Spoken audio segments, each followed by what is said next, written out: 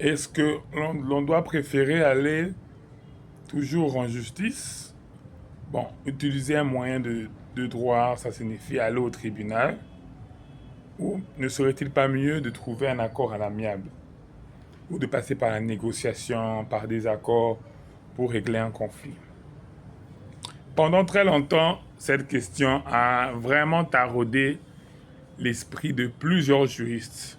Plusieurs juristes, plusieurs penseurs ont estimé que qu'il fallait examiner ces deux raisonnements, ces deux possibilités. Pourquoi, me direz-vous? Parce que tout simplement, la solution juridique, bien que offrant plus de prérogatives, est extrêmement longue. Et parce qu'elle est extrêmement longue, elle demande à ce que les gens puissent y investir le temps, l'argent et l'attention, le suivi d'un dossier. Je ne sais pas si beaucoup de gens savent comment c'est la douleur de suivre un dossier. Il faut être tout le temps là au tribunal, trouver les agents administratifs, savoir où est la procédure. Et des fois, c'est quelque chose qui est difficile à faire quand on n'a pas, quand on n'a pas un esprit solide, quand on n'est pas solidement fort.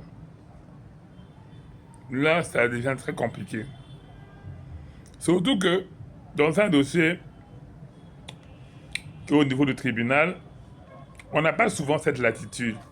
Parce que la partie adverse, elle va prendre toutes les mesures pour vous rendre la tâche encore plus compliquée. Par exemple, elle peut même si elle a des moyens, elle peut initier plusieurs types d'actions et séparer plusieurs cabinets pour mener des actions différentes qui auront pour but de vous retarder. Si elle a suffisamment de moyens, elle le fait. Elle contacte plusieurs cabinets avec plusieurs actions, même si ces actions seront infondées, seront fausses, mais dans le but de vous retarder. Et si vous n'êtes pas fort, ils vont vous asphyxier dans plusieurs procédures et ça va vous demander beaucoup d'argent et beaucoup de suivi, beaucoup de concentration et surtout beaucoup de chance. Ah oui, vous pouvez tomber sur un juge qui est compatissant, qui vous comprenne, et vous pouvez aussi tomber sur quelqu'un aussi qui ne va pas vous écouter, qui va rester fidèlement à la loi et il va le permettre à la partie adverse de faire tout type d'action. D'un autre côté, nous avons quoi?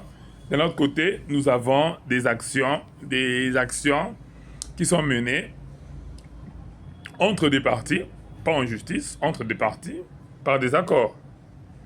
Les gens s'entendent, ils ont un problème tel, ils font un contrat pour pouvoir le résoudre.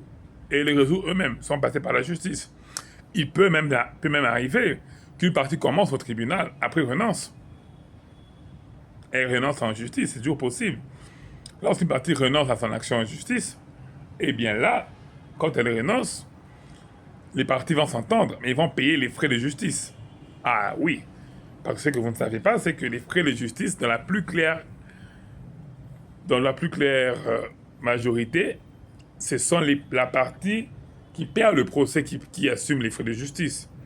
Parce qu'on estime que celle qui a perdu le procès, à l'origine, savait pertinemment qu'elle n'avait pas raison, mais que malgré tout, elle a décidé de pouvoir initier une action. C'est pour ça que le raisonnement qui est le suivant, c'est de dire, moi je ne sais pas, en justice, on sait toujours. Parce que quand une partie vous dit un accord en amiable, on vous dit payer parce que vous pouvez aller en justice, vous dites non, moi je ne veux pas payer parce que je sais que j'ai raison. Eh bien, ayez raison. Tout ce que je vous souhaite, c'est ayez raison. Parce que si vous n'avez pas raison, vous allez payer. Et vous allez raquer. Ah, croyez-moi, vous allez raquer.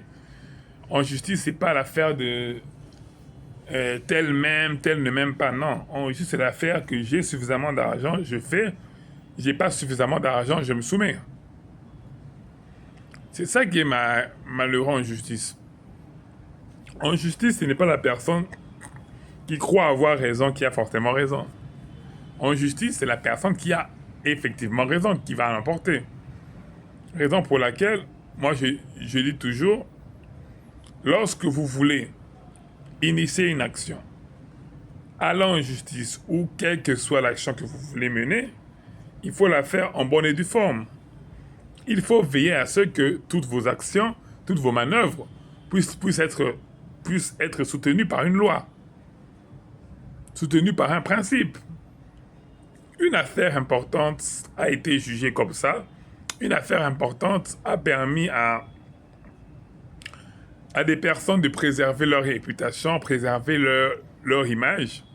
Et malheureusement, comme on dit, il y a eu un revirement tardif. Et ce revirement tardif a fait en sorte que, bien s'ils se sont entendus, ils ont dû payer des amendes, même au niveau fiscal, même au niveau administratif, ils ont dû payer des indemnités. Parce que, effectivement, l'accord est venu bien plus tard. Je en parlerai dans la partie 2.